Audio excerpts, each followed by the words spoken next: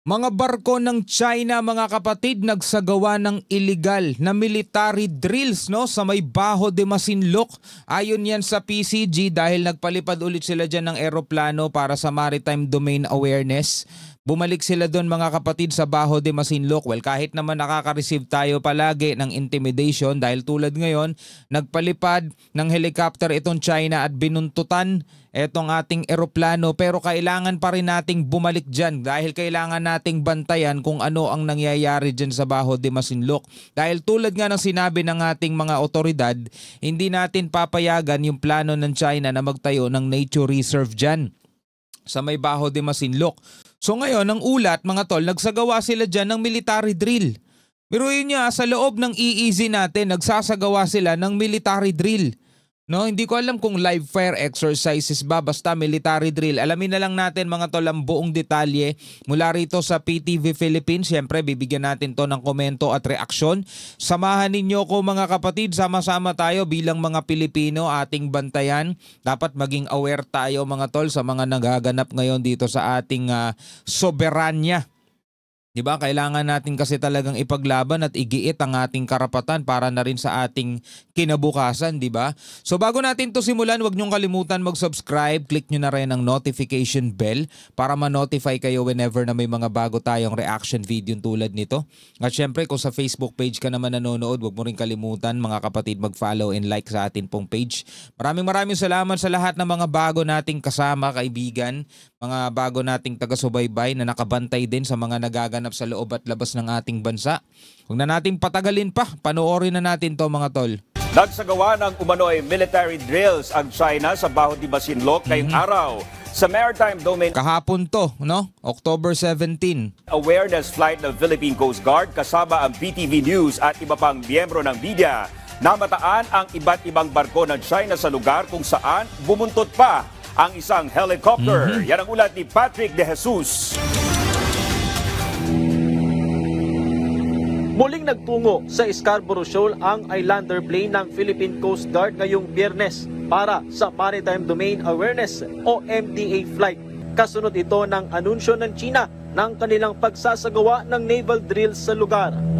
So nag-announce ang China na magsasagawa sila ng naval drills. So military drills yon, mga tol. So ang ating eroplano ay nagtungo doon para sa MDA o yung Maritime Domain Awareness, mga tol, para alam natin kung anong nangyayari dyan, di ba?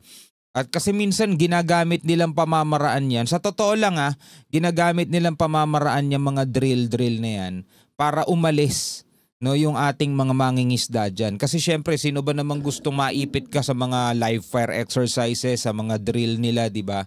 So, yun yung isa sa mga paraan na ginagamit nila para itaboy yung ating mga mangingisda. Kapag halimbawa kakagamit lang nila ng mga pamamaraan na yan, ang ginagawa nila mismo, talagang manual na pagpapalaya sa atin, Wina-water cannon, yung ating mga PCG dyan, mga BFAR, binabangga, hinahabol. So ngayon, habang lumilipad yung eroplano natin, kitang-kita sa camera at nakasunod ang kanilang helicopter navy. Papalapit pa lamang sa Baho de Masinloc, sumulpot na ang isang helicopter ng PLA Navy. Binuntutan ng Chinese naval helicopter ang eroplano ng PCG at lumapit ng hanggang sa 500 metro. 500 meters. Ilang minuto lang nakasunod yung helicopter ng China dito sa sinasakyan nating eroplano ng PCG. At habang tayo na malapit sa Scarborough Shoal ay wala rin tigil yung pagpapadala ng major challenge ng Chinese Navy. Kaya nga dito, mga tol, lagi natin pinag-uusapan totoo bang malaya ang Pilipinas? Diba?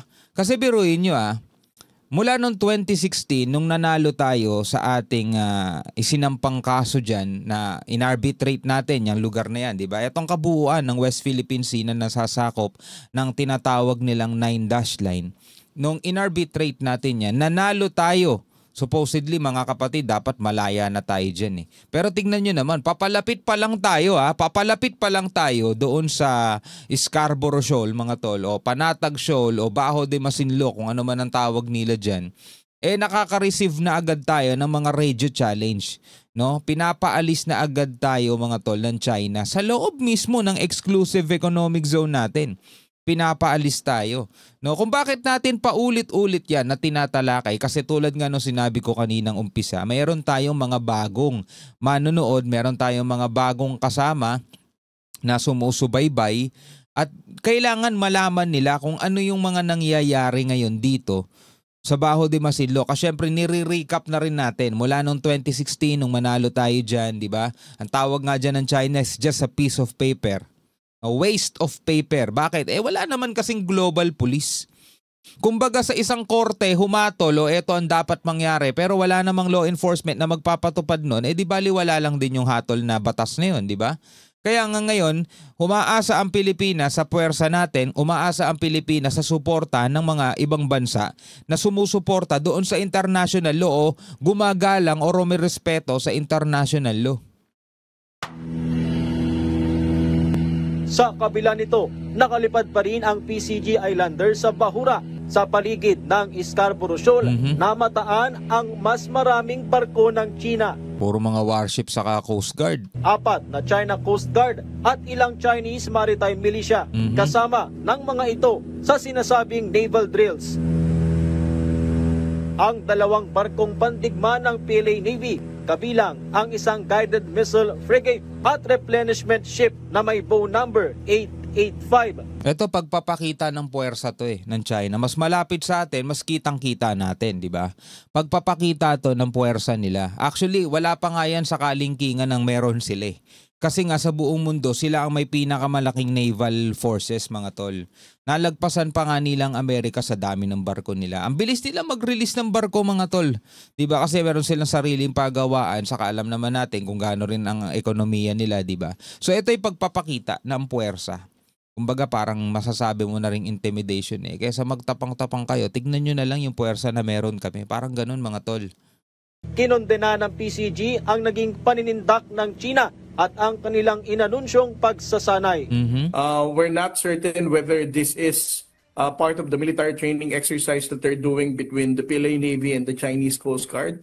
But the main reason why we decided to conduct an MDA flight is to verify their activities and also to challenge such unlawful declaration of a military exercise within the exclusive economic zone of the Philippines. So yun yung purpose kung bakit nag-conduct sila ng MDA flight para daw i-challenge, mga tol, etong military drill na inanunsyo ng China. At syempre para makita na rin ng Philippine Coast Guard kung ano tong gagawin nila mismo dito sa loob ng ating exclusive economic zone.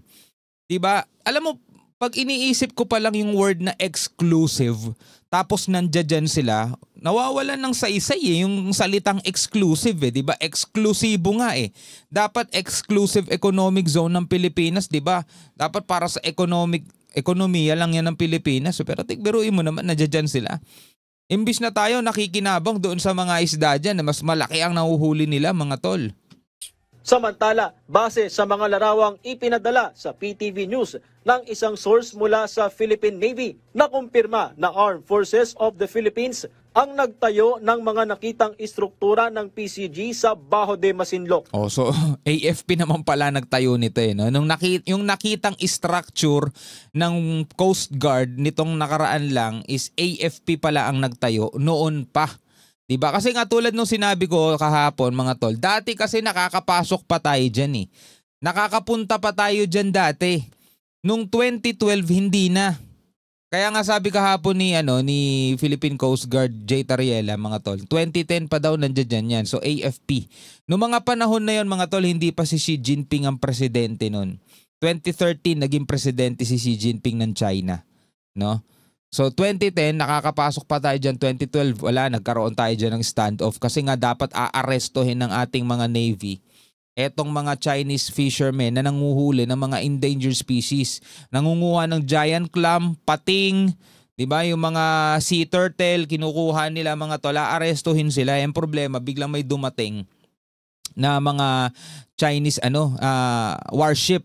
Kaya nagkaroon ng standoff dyan. Muntikan na, mga tol. Mukhang doon ata nagka-trauma ang ating mga otoridad, kaya iniiwasan na natin magpadala pa dyan ng warship. Baka kasi maulit na naman yung nangyari noong 2012. At sa pagkakataong ito, hindi na maawat, matuloy na. Inilagay noong dekada 90 ang mga pundasyon na para sana sa itatayong monitoring station ng AFP mula hindi sa natuloy. West Philippine. So dapat nung dekada 90, so 90s pa yon mga tol, yung mga itinayong yun. No, 90s pa yon. Dapat gagawa ng ng parang station o stasyon, no, popostehan ng ating mga sundalo, kaso wala na. Hindi na natuloy mga tol. Anyway, ano mga sasabi nyo rito mga tol bilang mga Pilipino, no, na dapat lagi tayo nakabantay dito sa ating soberanya. Atin yan eh. Hindi lang basta sa atin mga tol, mamanahin pa yan ng future generations natin. Hanggang sa muli mga tol, ako nga pala si Shobaldi. Peace out.